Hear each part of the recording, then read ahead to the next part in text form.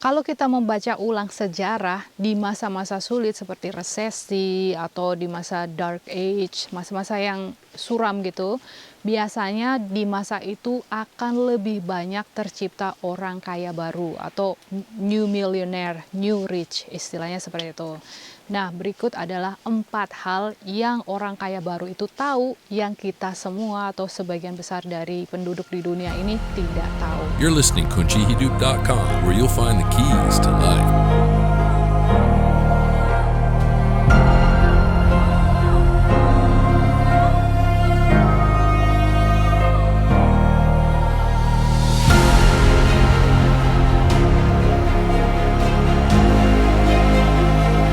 Yang pertama itu adalah bahwa mereka tahu bagaimana cara uang bekerja untuk mereka. Jadi bukannya mereka yang bekerja untuk mencari uang seperti kebanyakan orang, tapi mereka tahu investasi apa yang mereka harus lakukan atau bisnis apa atau model bisnisnya seperti apa. Yang biasanya sih arahnya ke passive income atau semi pasif. Yang kedua itu adalah belajar dari kesalahan. Kesalahan akan selalu berulang kalau kita tidak bisa mengambil hikmahnya atau pelajaran di balik kesalahan tersebut.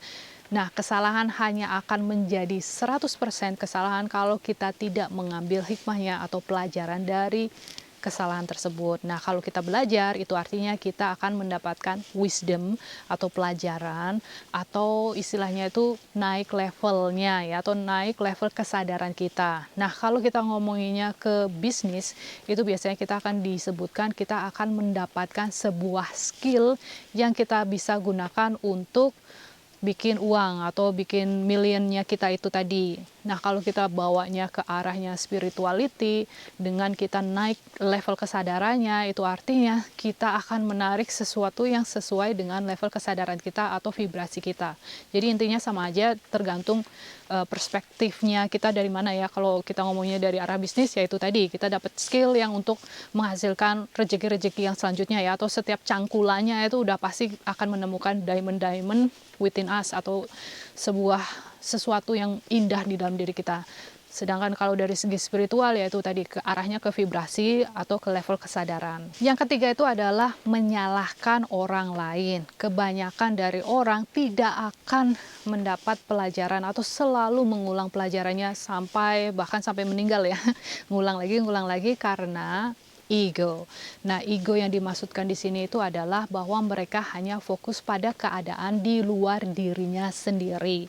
Biasanya ciri-cirinya ya, karena misalnya yang bercerai nih, biasanya dia akan bercerai lagi walaupun sudah nikah lagi ya. Itu hanya istilahnya ganti orang, ganti fisiknya aja, tapi kualitas orang-orang itu masih akan selalu sama dengan mantan-mantan yang sebelumnya.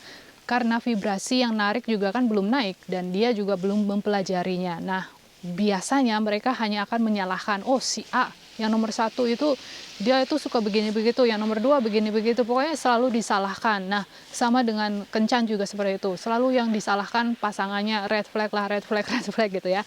Dalam hal bisnis juga begitu, oh dia itu begini, pokoknya intinya selalu fokus dengan apa yang ada di luar, menyalahkan orang lain. Sedangkan orang yang sukses atau orang kaya baru ini biasanya mereka lihat ke dalam atau bercermin.